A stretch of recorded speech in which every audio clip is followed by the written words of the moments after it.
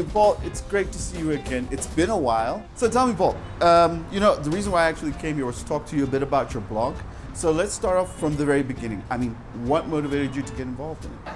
Well, I suppose it's like all of those things. It was actually, I think if I had thought about how much work it was going to be, it wouldn't have ended up. I didn't think it through. I thought I'm going to create a page, I'm going to share a couple of recipes. I was actually working on a cookbook, and I thought I'll share it with my friends.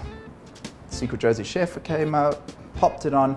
6 weeks later, I had 3,000 people following me. Wow. And all of a sudden, I discovered that Paul kind of was hanging on to the Secret Jozi Chef. And I just decided at that stage I was going to let the Secret Jozi Chef evolve the way it needed to evolve and the way people wanted it to evolve. And how's been the following like? I mean, the brand itself as well as the business that you currently have? It had a huge impact on my business.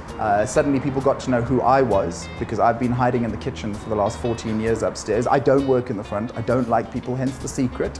But the secret kind of didn't work. And then I started to get into the teaching, and that was, I think, where my big connection to the Secret Jozi Chef came in. I actually love that sharing of the passion and of the cooking and all of that. Now, you mentioned planning, so why don't you share with me the secret behind the Secret Jozi Chef's execution of an actual blog? The inspiration, as for everything else for me, is my appetite. I really am driven by kind of like food that I'd like to eat, and then I let little other things influence. So at the moment I seem to be cooking a lot of spicy food, a lot of slow cooked food. It's winter and everybody wants to sort of eat those meals, and I do think those are the things that I allow to sort of shape where we're going to go. But it's a very relaxed process because I was intent on making sure that as much as the Secret Jozi Chef is in charge, he kind of doesn't run my life.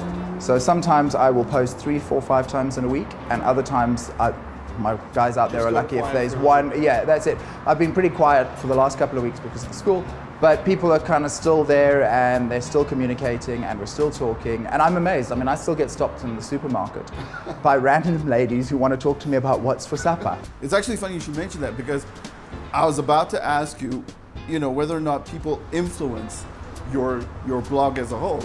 They do, and I think a lot of it first started with the more sort of serious questions, health stuff. I can't eat cream, I can't do this, what can I do instead? And then it started to come from a sort of an interaction of, well, what's on the shelves at the moment? People are looking for inspiration. We are kind of a little bit stuck in our supermarkets. We always have a ton of mince and chicken breasts, and like I have shared probably 60 chicken recipes, and it doesn't matter how many I share, people just want more and more and more. And that's one of the things. So I think it is a case of what people want and also what I want, and then the two meet. And I think that's the success of the page. So look, moving forward with the blog, where do you see yourself next couple of years? It's kind of already pointing the direction we're going to be going. And it was a reminder that when I started the blog 2 years ago, a year and a half ago, it was to test recipes for my cookbook. Sadly, as I finished the cookbook, I didn't back it up to the cloud. I'm not a technical person, and my car was jammed, and I lost my laptop, and I lost my cookbook.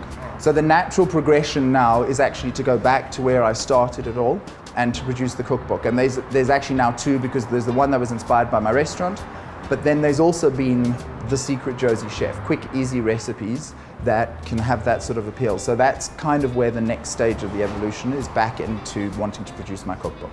That's fantastic.